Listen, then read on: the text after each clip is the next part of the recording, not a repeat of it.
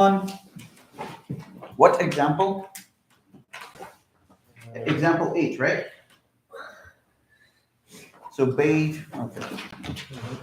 Page 29. Yeah. Number 9. Okay. Yeah, tengok message. So number 9? Yes. It's not working. Yes. I'll start on number 9. We stop at number 8, yes. Ayang, somebody text Oh, it doesn't work? The video doesn't? the link. Yeah. In a repost. No. Start this one.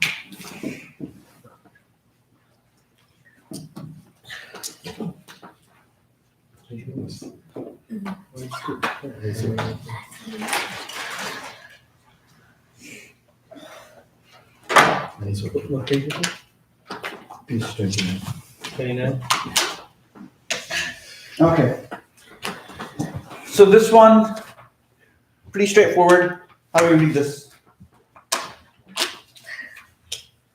Where's Rayyan? Rayyan and I haven't seen him sometimes. Dad. Rayyan, his dad.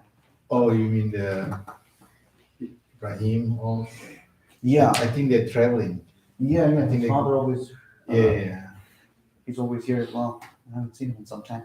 I think they went back to Pakistan or something like that. Oh. I think. Oh, okay. They're returning there. Went back. I'm busy, you know. Oh, okay. Yeah. All right. So how do we read this? Hada Miftahu miftahus Mistahus Sayyarati.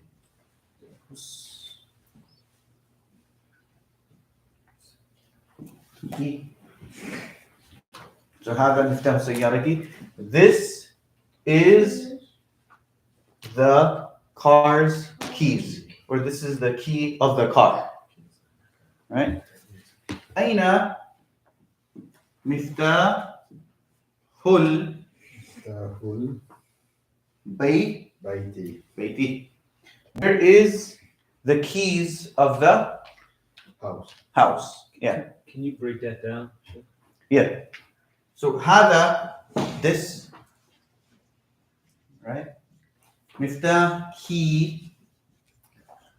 Sayyara, car. And this is it's not a common noun. Right? So alif lam makes it definite. Aina, where? Miftah, key again, Bayt, house. Okay. So hada, this is the key of the car, or this is the car's key. Yes, mudaf mudaf ilayh. So miftah,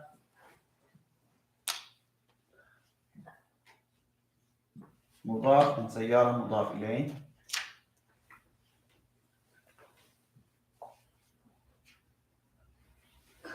مضاف إليه. أين مفتاح البيت? Where is, and this is also مضاف مضاف إليه. Right, so that's number 9. Any questions? Okay. Number 10. Man anta ya wadud.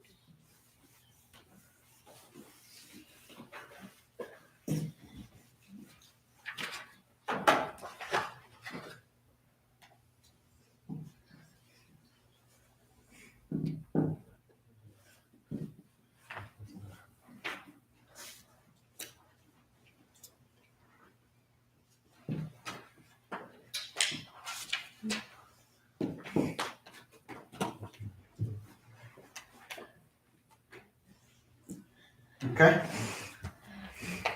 So what's being asked over here? Question. How do you read the first part? Man anta ya wadud. Man anta ya waladu. Waladu. Man anta ya waladu. And I mentioned that any noun after the ya. So the ya is what?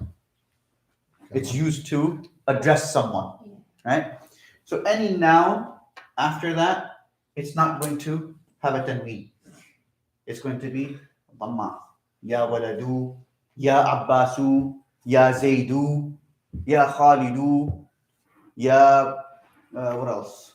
Sharifu, whatever names. Okay.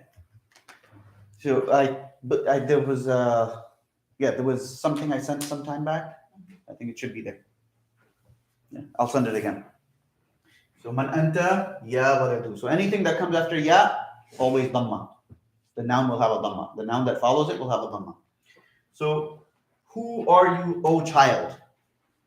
Who, man, who. Anta, you. Right? Ya is used to address someone. Ya, O. Right? Waladu, child.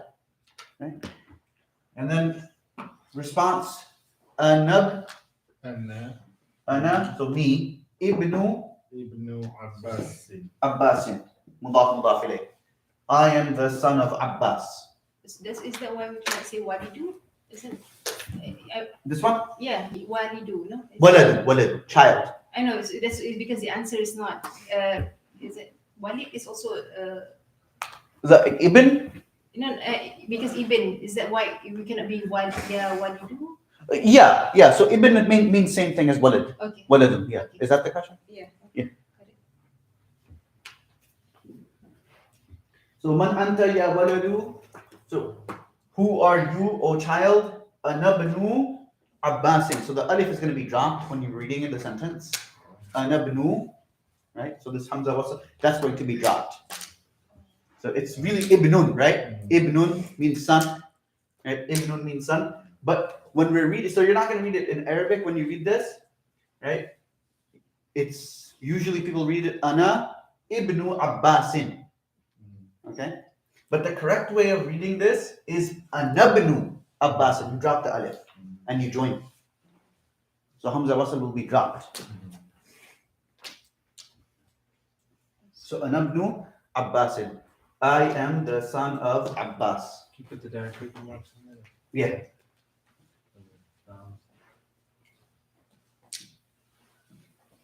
Abbasin. Ana ibnu Abbasin. I am the son of Abbas. And if you look at the following number 11, you could actually see the alif being skipped. So, wabnu man huwa, right? Wabnu man huwa.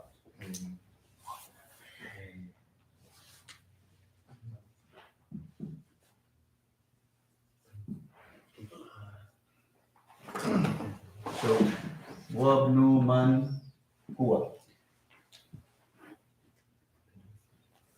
So, wabnu man. What is this? Whose son? Yeah. So, and whose son is he? And whose son is he? And whose son is he? So, what is the relationship of wabnu man? Mudaf ilayh. Yeah. Mudaf ilayh. Good. Mudaf and mudaf ilayh. Because this is being attributed to man, Okay. right? Okay. It's being attributed, the ibn is attributed to man, who? Okay? So what does this tell us? Sometimes, yes, technically it's mudaf ilayh, but you're not going to read it manin or something. Because that man is always going to remain man. It's just when it comes to the sentence structure itself, right? The sentence structure itself, when we break down the sentence, we will identify this as mudaf ilayh. So and the son of who is he? Yes, Okay. exactly, perfect. Huwa ibn Khalidin. So the response for that is huwa ibn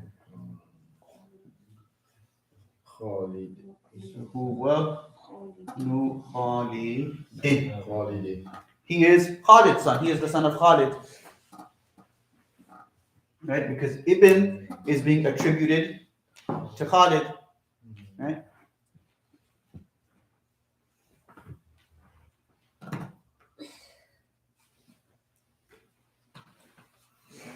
Okay.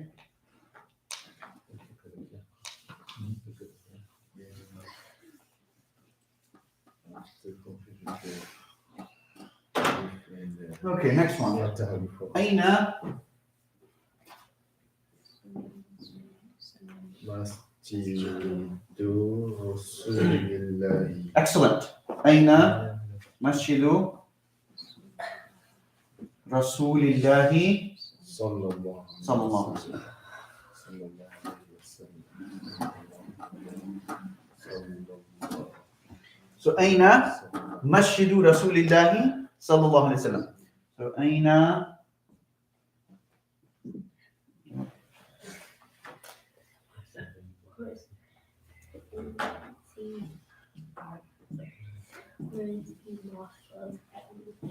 So أين مسجد رسول الله صلى الله عليه وسلم. So where is the masjid of رسول الله Rasulullah sallallahu alaihi wasallam, the Prophet of Allah? Now, there is two mudaf ilays over here. You see it, right? So this is obviously masjid is mudaf, right? Because this is being attributed to Rasul. So this is mudaf ilay.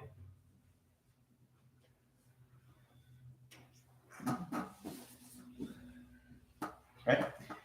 Then رسول الله the Rasulullah, so Rasul is mudaf to, because it's being attributed to الله Allah. So two mudaf ilays. You get it? That's why both of them have kasra. Right? Interesting.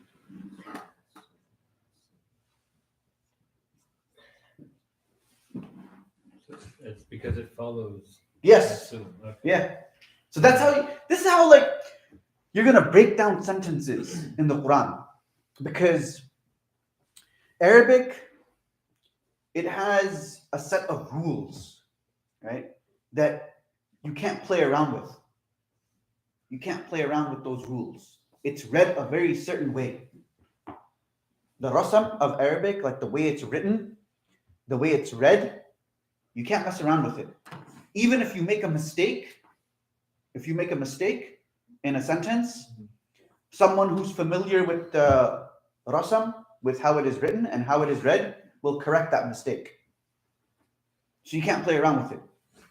So this is why, people who are scribes, publishers, right, when they come across like an ancient book, 1,000 years old, yeah, sure, they will print it using various manuscripts, and they'll make a whole bunch of mistakes too. But there's always going to be people that will correct it, because the rasam, the way the Arabic is written, the way it is, well, mainly the way it is written, right? There's always, if there's any mistake in that writing, it's going to be corrected by an expert in the language itself, and every generation will have that. This is actually one of the reasons why the Quran is preserved, right? One of the reasons why the Quran is preserved is because the rasam of Arabic is preserved. The way it is written is preserved. So it doesn't matter where the Quran is from. Forget the diacritical marks. The way it is going to be written is exactly going to be like this. It's going to follow this pattern. The diacritical marks, there might be some differences, but the khat, the written portion, that's going to be the same. It's going to be consistent at all times. It will remain consistent at all times. Like you can't read it any other way but that way. You can't write it in any other way but that way. You get what I'm trying to say? Yeah. It's amazing when you think about it. It's phenomenal when you think about it, because are you familiar with the great mosque of Sana'a? Jami' Masjid Sana'a. It's called the Jami' Masjid Sana'a. This is in Yemen, right? The Jami' Masjid of Sana'a. It's in Yemen. So they were doing renovations in that masjid. Okay. When they were doing renovations, they came across a room which had some old parchment, very old parchment. Okay. And they didn't know what it was. They're like, oh, whatever. They put them in burlap sacks. Right? They put these parchments, whole bunch of parchments, and they put them in burlap sacks. They didn't know what it was. What happened was, later I think the mu'adhin, he opened the burlap sack, and this is, you can actually probably look it up on Google. So the mu'adhin probably opened the burlap sacks and realized that these are parchments of Quran. What century? In the lifetime of Rasulullah sallallahu alaihi wasallam, it was written. In the lifetime. Look it up. I'm not making this up. In the lifetime of Rasulullah, it was written. So then they examined the parchment. You know, you can use carbon dating and stuff, you know, to find the timeline when it was written and all that. So they found that this parchment, it was, in English, it is called palimpsest. It is called palimpsest in English, which means that there was some writing, right? And then they removed that writing and they wrote on top of it. This is called palimpsest because, you know, paper was not that common. So you had to reuse sometimes. So the khat, when you read it, you can tell. Like you can tell the ayat. People who are hufaz, they will be able to tell which ayat they're reading. And this is Quran that was written within the era of the Prophet sallallahu alaihi wasallam. It's amazing. So the Quran is preserved, and they have it. By the way, these parchments are available. I don't know where they're sitting right now. But I think, was it London? I'm not sure. My memory. Yeah. Yeah. But this is what they found. You can look this up. Just look at Quran fragments, Great Mosque, Sana'a. And the mosque itself was a miracle. Like this masjid of Sana'a, if it is the same masjid, I believe it is the same masjid. It was 1972. That's the one. Is it 1972? Yeah. One of the scholars of Riyadh by the name of Sheikh Mustafa A'adami, he wrote an entire book on the preservation of the Quran based on this, because this is like a big time contention, objection that these Orientalists have always had. I mean, it's baseless and it doesn't have any weight, but this was one of their objections. Oh, the Quran was not really written in the life of Rasulullah. First of all, this is a lie. It was written in the life of Rasulullah. Right? And then it just wasn't compiled.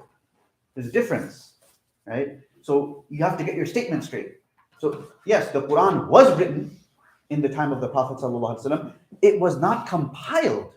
Compilation was in the time of Abu Bakr radiallahu anhu, right? And then again in the time of Uthman radiallahu anhu, right? So people, they don't, they always say half truths and people consider it to be the whole truth, right? This is one of the problems that, get your statements right, get your facts right. But this masjid itself, the way it was built, Rasulullah ﷺ told one of the Sahaba that go and build this masjid and make sure the Imam's position, it overlooks the mountain. So the mountain's name, I think, Bleen or something, Bod Ya Noon. And they built the masjid exactly like that. There's hadith actually, there's a hadith in Tabrani. They built the masjid, right? And the qibla of that masjid, it right in the middle of the Kaaba. Yeah, between Rukn Yamani, Hajr Aswad, you direct, the mihrab. If you look at Google Earth, you draw a line, it will hit middle of the Kaaba between Rukn Yamani and Hajr Aswad. This is like, mu'jiza of Rasulullah sallallahu alaihi wasallam. Very famous masjid. Do you know how many parchments? Quite a number. I think they found quite a number. It was a whole burlap sack of parchments. 1,000, okay. Yeah. So, and parchments, they're quite large, right? Because these are like animal skins that have been processed and processed and processed. And in the time of the Prophet ﷺ, there was no paper. Yeah, parchment is basically just leather. Who's the Sahabi that Rasulullah sent to Yemen? I think it was Babr bin Yuhannas Khuza'i. Babr bin Yuhannas al-Khuza'i, I think. I'm going to have to check it. So he came to the Prophet ﷺ, and the Prophet ﷺ told him that go back and build the masjid overlooking this mountain. So when you look at the masjid, it's still there. Yeah. It's still there. The Great Simon Mosque. Yeah. I think that's the one. That's the one that was built. And even there's also because you have Muslims who were seeking protection and political asylum when they were being persecuted, tortured. So they settled. The Prophet ﷺ advised them to leave Makkah. So they settled for some time in Habsha. So they built a masjid there as well. And that masjid was called Masjid Qiblatain. There's two Masjid Qiblatain. The one, This is the first hijrah. yes, before the hijrah. So before the Prophet ﷺ did hijrah, he was Yeah, the first hijrah to Habsha, yes. Habsha, Yeah. So the Muslims over there, they built a masjid. So this masjid is called Masjid Qiblatain. It's in a place. So that's the first masjid. Yeah. It's not the Quba. No, it's not Quba. This was built by the Muslims, the first migrants to this new land. Yeah. So this is in a place called Zayla. Zayla. Until now, still there. Still there, yeah. I'm not sure if Musallis are attending, but I know it's still there. It's in Zayla. Zeila, Somalia. So it's right near the water. Okay. Where was she? But it's very amazing, I mean, the Arabs is Bedouin, and then they have crazy rules about the language. Yeah. Because this was what it was. Language was everything to them. Language was everything. This is why, see, when people don't understand Arabic, that's when they'll start making, you guys, 1400 years, how is the Quran preserved? How is Hadith preserved? How? Well, this is how. The rules are there. Yeah. They're set in stone. You can't mess around with those rules. And it's very complex rules as well. Yeah, very complex, and you can't mess around with them. Yeah. Right? If you make any mistake, somebody's going to correct you. That you wrote this wrong. When you think about the people, Bedouin, the rules and everything. Okay, we'll stop over here, inshallah, continue next week. So, huwa fil madinati al-munawwara, let's just finish that. Huwa fil madinati al-munawwara. So, huwa it, so masjid, fil madinati al-munawwarati, it is in, and this is kasra because of fi, it is in the illuminated city. Okay? All right. Doing good?